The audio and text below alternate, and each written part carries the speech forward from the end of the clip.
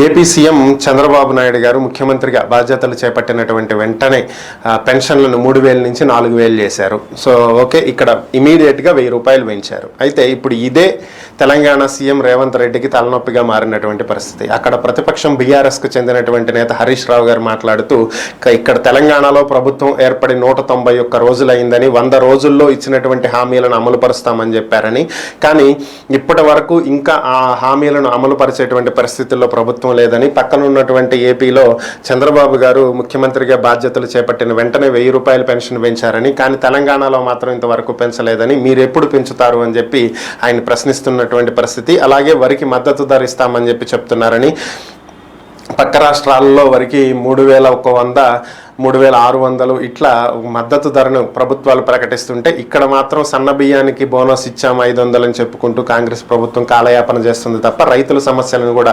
పట్టించుకోవట్లేదు అని చెప్పి హరీష్ రావు ప్రశ్నిస్తున్నటువంటి పరిస్థితి. మరి పెన్షన్ ఏపీతో పోల్చుకుని పెన్షన్ పెంచుతారా, మరి లేదా ఇంకొంత టైం తీసుకుంటారా అనేది అయితే రేవంత్ రెడ్డి ఏ నిర్ణయం తీసుకుంటారో తెలుసుకోవాల్సింది.